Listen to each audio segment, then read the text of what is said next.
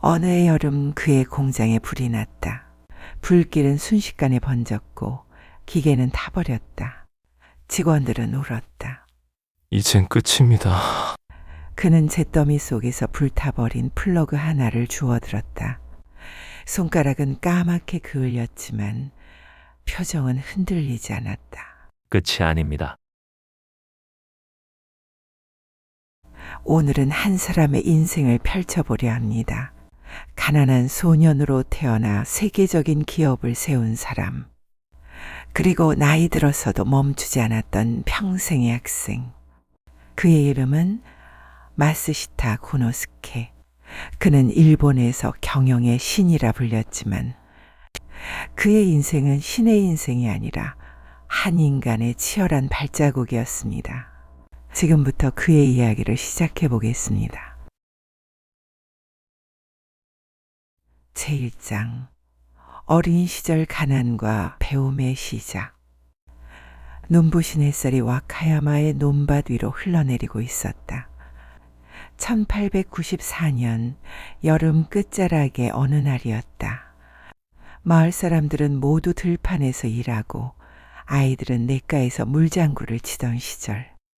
그날 한 초가집에서 울음소리가 들렸다. 아들입니다. 조산사의 외침에 젊은 어머니가 힘없이 웃었다. 그 아이가 바로 마스시타 고노스케였다. 태어난 집은 부유하지 않았다. 아버지는 쌀장수를 했지만 장사에는 젬병이었다. 매번 손해를 보고 돌아와 고개를 떨궜다. 어머니는 식구들을 먹여 살리기 위해 하루 종일 배를 짜고 밤이면 촛불 아래서 바느질을 했다.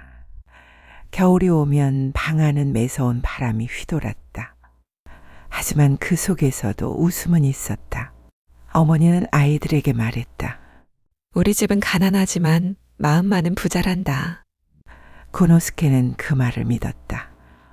그는 늘 밝았다.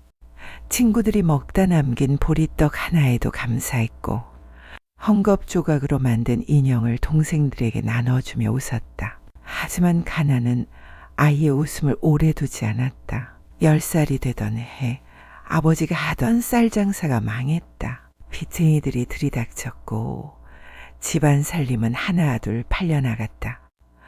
어머니는 아이들을 모아놓고 말했다. 이젠 학교를 그만둬야 할 것 같다. 아이들은 조용했다. 고노스케는 침묵 끝에 입을 열었다. 그럼 저는 이제부터 일을 하러 가겠습니다. 어머니는 놀란 눈으로 아들을 바라봤다. 그는 이미 결심한 얼굴이었다.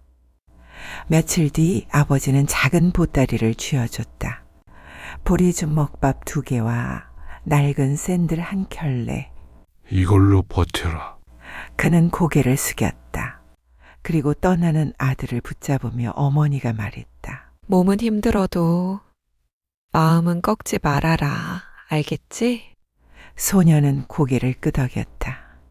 그 말이 그의 인생 전체를 바꿔놓게 될 줄은 아무도 몰랐다. 오사카로 가는 배 위에서 소녀는 처음으로 세상을 보았다. 바람은 차고 바다는 낯설었다. 두려움보다 설렘이 컸다. 이 도시에는 내가 모르는 게 잔뜩 있겠지? 그는 그렇게 스스로에게 말했다. 오사카는 시골과 달랐다. 연기가 하늘로 솟았고 사람들은 모두 바빴다. 그는 자전거 수리점에 들어가 일하기 시작했다. 아침 5시부터 밤 10시까지 하루 16시간을 일했다. 손님이 오면 인사하고 사장이 화내면 고개를 숙였다. 처음엔 서툴렀지만 시간이 갈수록 손끝은 익숙해졌다. 그는 타이어를 닦으며 자주 생각했다. 이 바퀴가 잘 굴러가야 사람도 달릴 수 있겠지. 그 단순한 깨달음이 마음에 깊이 남았다. 세상의 모든 일엔 이유가 있다. 그는 매일 밤 노트에 적었다. 배운 글자는 서툴렀지만 마음은 정확했다. 어느 날 가게 주인이 화를 냈다. 이 고무줄은 버리라고 했지 않았나? 주인은 고무줄 하나를 내던지며 욕을 했다. 하지만 고노스케는 그 고무줄을 버리지 않았다. 그는 몰래 주워와서 수리해 보았다. 다음 날 그 고무줄은 완벽하게 고쳐져 있었다. 주인은 놀란 눈으로 말했다. 이 자식 손재주가 있구나. 그날 밤 고노스케는 처음으로 자신이 쓸모 있는 사람이라는 걸 느꼈다. 가난해도 나는 뭔가 할 수 있다. 그는 세상의 이치를 배웠다. 작은 일에도 정성이 깃들면 세상은 알아준다. 그게 그의 첫 번째 철학이었다. 세월이 흘러 16이 되었을 때 그는 전기회사에 취직했다. 그때 일본은 전기의 시대를 맞이하고 있었다. 밤이면 거리마다 전등이 켜지고 사람들은 불빛을 보며 감탄했다. 그는 그 빛을 바라보다가 속삭였다. 이것이 세상을 바꾸겠구나. 회사에서 그는 가장 낮은 일을 맡았다. 무거운 전선을 옮기고 나사 하나를 조이는 단순한 일. 하지만 그 일에서도 배웠다. 전기는 눈에 보이지 않지만 세상을 움직인다. 사람의 마음도 그렇다. 그는 집에 돌아오면 작은 공책을 펼쳤다. 그리고 하루 동안 배운 것을 적었다. 전류는 한쪽 방향으로 흐른다. 마음도 목표가 있어야 흐른다. 그는 스스로 공부했고 모르는 것이 있으면 선배에게 물었다. 어떤 날은 혼이 나기도 했다. 시끄럽다. 일이나 해. 하지만 그는 포기하지 않았다. 배움이 그에게는 유일한 희망이었다. 20살 무렵 그는 조금씩 인정을 받기 시작했다. 동료들은 그를 열정적인 사내라 불렀다. 그는 늘 웃었다. 일이 많을수록 배움이 많잖아요. 하지만 마음 한켠에는 다른 생각이 자라고 있었다. 나는 언제까지 남의 일을 해야 할까? 간마다 창밖의 불빛을 보며 속삭였다. 언젠가 내 이름으로 불을 밝히겠다. 그는 돈이 생기면 전기 부품을 사서 분해했다. 그리고 그 구조를 관찰하며 스스로 설계도를 그렸다. 누가 보면 미친 짓이었다. 하지만 그는 멈추지 않았다. 남들이 보지 못한 걸 먼저 본 사람이 세상을 바꾼다. 그의 열정은 불빛처럼 커지고 있었다. 가난과 배움의 갈림길에서 그는 세상을 원망하지 않았다. 가난은 나의 스승이었다. 가난이 나를 단단하게 만들었다. 그는 배운 게 없었지만 배움의 이유는 알았다. 그는 돈이 없었지만 일의 가치를 알았다. 그리고 그는 혼자 중얼거렸다. 나는 아직 아무것도 없지만 그게 시작이다. 그 말은 훗날 그의 인생 전체를 이끌 문장이 되었다. 세상은 그를 가난한 소년으로 보았지만 그의 마음속에는 이미 빛이 있었다. 그 빛은 아직 작았다. 하지만 이미 비어 있었다. 그가 16살 소년이던 그때 한 사내가 창고 한쪽에서 전선을 바라보며 조용히 말했다. 이 전기가 언젠가 세상을 움직이겠지. 그건 단순한 예감이 아니었다. 그날 이후 그는 평생을 빛과 함께 살았다. 그리고 훗날 사람들은 말했다. 가난한 소년이 세상을 밝혔다. 그 시작은 바로 이 한 사람의 어린 시절에서였다. 제2장 청년기 전교와의 만남. 오사카의 거리는 언제나 소란스러웠다. 새벽의 종소리, 시장 상인들의 외침, 그리고 사람들의 발소리. 그 속에서 마쓰시타 고노스케는 또 하루를 시작했다. 그의 손엔 낡은 궁구 상자가 들려 있었고 옷자락엔 기름때가 묻어 있었다. 그의 나이 21살. 하루 종일 전선을 옮기고 손끝으로 구리선을 만지던 청년이었다. 그에게 전기는 단순한 기술이 아니었다. 그건 세상의 숨결이었다. 이건 단순한 전류가 아니야. 그는 선을 붙잡은 채 중얼거렸다. 이건 세상을 움직이는 힘이야. 동료들은 그를 이상하게 봤다. 마스시타, 또 혼잣말이냐? 너는 참 별나다. 그는 웃었다. 별난 사람만이 새로운 걸 만들잖아. 일은 곧했다. 손가락이 전류에 데이고 어깨엔 통증이 몰려왔다. 하지만 그는 매일같이 작업대를 떠나지 않았다. 전기회사의 일은 대부분 단순했다. 명령받은 으로 배선을 연결하고 전등을 달면 그만이었다. 하지만 그는 달랐다. 왜 이렇게 해야 하지? 다른 방법은 없을까? 그는 늘 질문했다. 그의 상사는 불편한 표정을 지었다. 고로스케! 그만 좀 캐물어라! 우린 일꾼이지 발명가가 아니야! 그는 고개를 숙였지만 마음속에서는 불이 타올랐다. 나는 그냥 일꾼으로 끝나지 않을 거야. 그 무렵 그는 한 여자를 만났다. 이름은 문혜. 그녀는 조용했지만 강단이 있었다. 가난한 청년이었지만 그녀는 그의 눈빛에서 무언가를 봤다. 그녀는 말했다.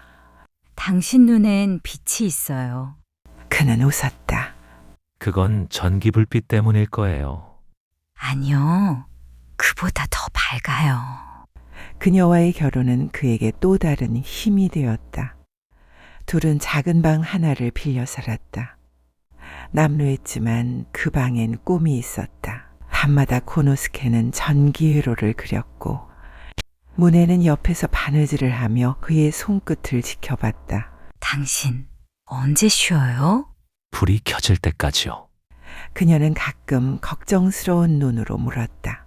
당신은 왜 그렇게 전기를 좋아해요? 그는 잠시 생각하다 대답했다. 전기는 사람의 삶을 바꾸잖아요. 가난한 집에도 불을 밝히고 어두운 길도 환하게 만들죠. 그런 걸 만들 수 있다면 내 삶은 이미 성공이에요. 그는 낮에는 회사에서 일하고 밤엔 집에서 실험을 했다. 그가 만든 것은 작은 플러그였다. 기존보다 더 작고 싸고 안전했다.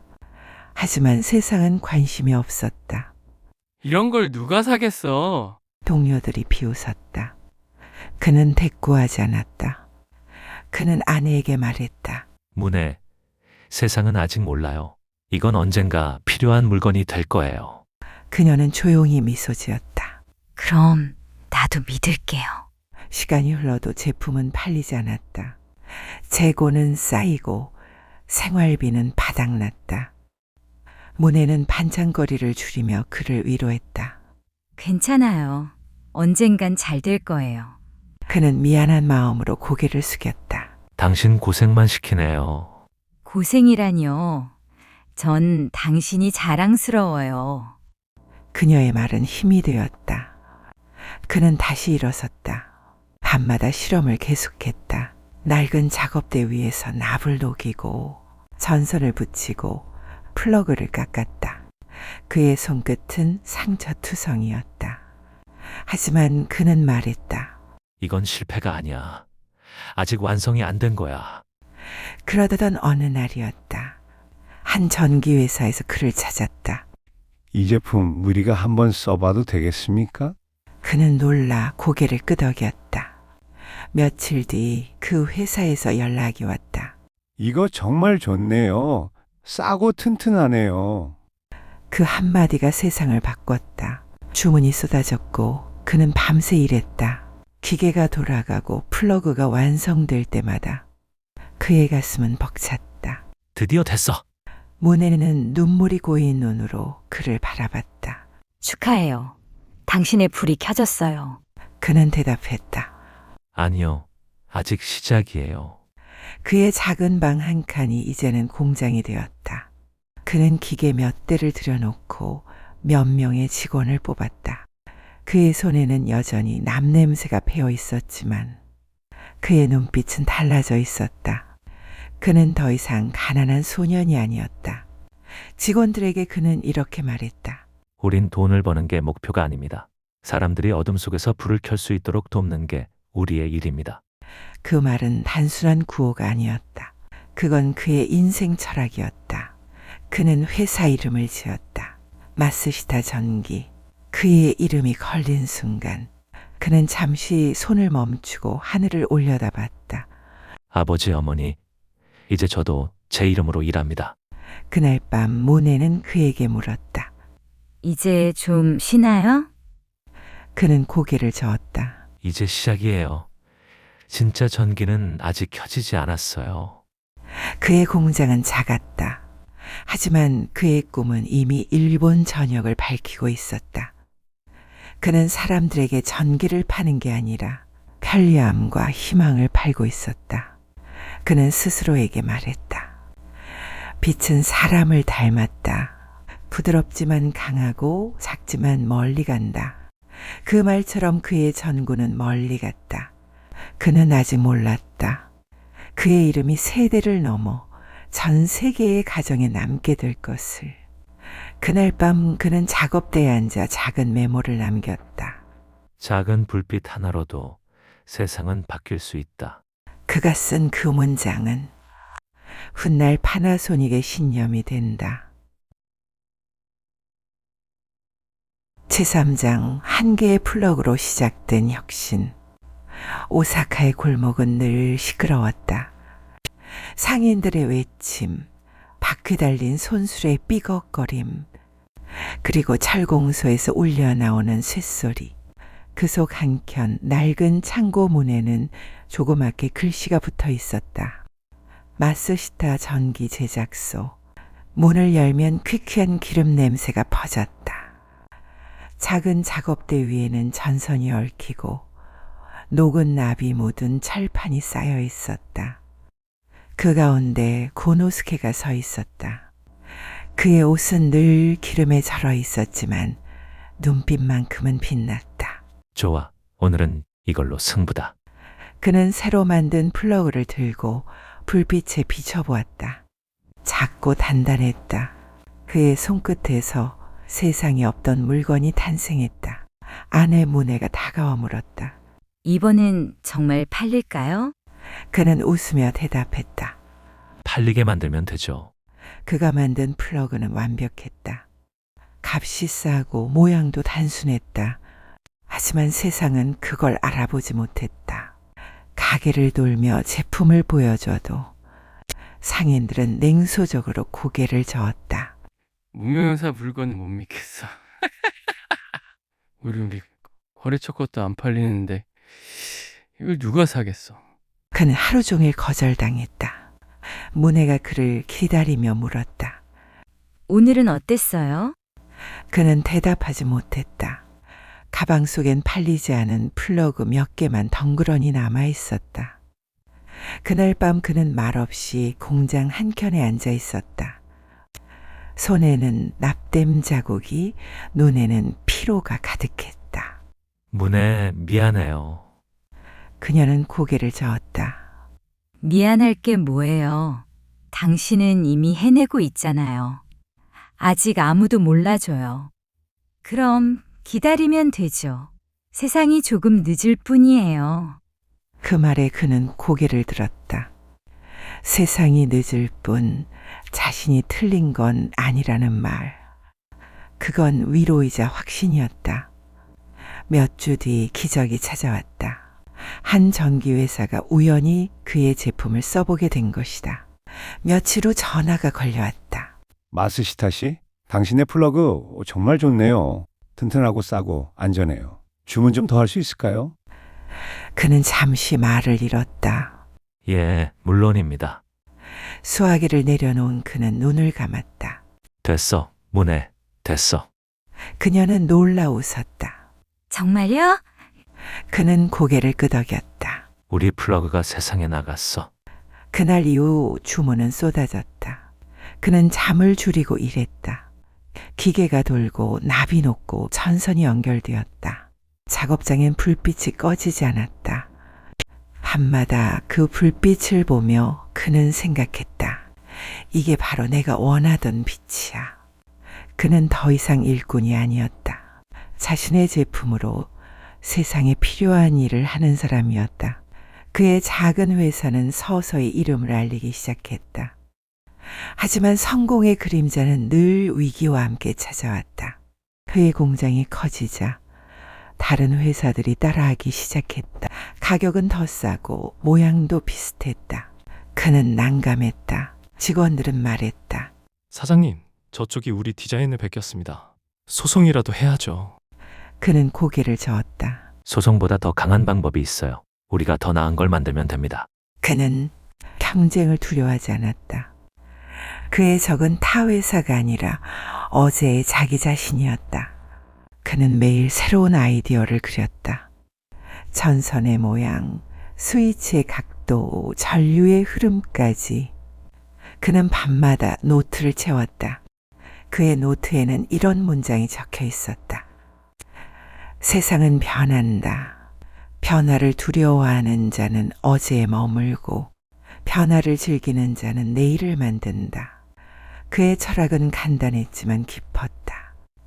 그는 늘 내일을 바라보았다. 하지만 위기는 다시 찾아왔다. 어느 해 여름 그의 공장에 불이 났다. 불길은 순식간에 번졌고 기계는 타버렸다. 직원들은 울었다. 이젠 끝입니다. 그는 잿더미 속에서 불타버린 플러그 하나를 주워들었다. 손가락은 까맣게 그을렸지만 표정은 흔들리지 않았다. 끝이 아닙니다. 우린 다시 만들면 됩니다. 불이 사라진 자리에 더 밝은 빛을 켜면 되잖아요. 그의 말에 직원들은 눈물을 닦았다. 그리고 다음 날 모두 출근했다. 그는 불탄 공장의 앞에 걸개를 내걸었다. 우리는 멈추지 않는다. 다시 시작한다. 그 한 줄의 문장은 훗날 파나소닉의 사원이 된다. 불이 나고 석 달 뒤 그의 공장은 다시 세워졌다. 그보다 더 크고 더 단단하게 그는 사람들에게 말했다. 불은 우리를 무너뜨리지 않았어요. 오히려 강하게 만들었죠. 그의 목소리는 조용했지만 단단했다. 그는 이제 단순한 기술자가 아니라 사람을 움직이는 리더가 되어 있었다. 그는 어느 날 작업대 앞에 선 직원들에게 말했다. 이 플러그는 단순한 물건이 아닙니다. 이건 여러분의 손, 여러분의 시간, 여러분의 꿈이에요. 사람들은 전기를 사는 게 아니라 여러분의 정성을 사는 겁니다. 그 말을 들은 젊은 직원 하나가 물었다. 사장님, 그럼 우리는 뭘 팔고 있는 겁니까? 그는 미소 지으며 대답했다. 우린 빛을 판다. 그리고 그 빛 속엔 사람의 마음이 들어있지. 그날 밤 그는 공장 불빛을 바라보며 혼잣말을 했다. 이제야 조금 알겠어. 제품을 만드는 일보다 더 어려운 건 사람의 마음을 밝히는 일이구나. 그는 자신이 만든 플러그 하나를 손에 쥐었다. 그 안에는 단순한 기술 이상의 무언가가 담겨 있었다. 그건 의지, 믿음, 그리고 사람이었다. 그는 천천히 불빛을 바라봤다. 그리고 속삭였다. 내 인생의 전기는 이제 막 켜졌다.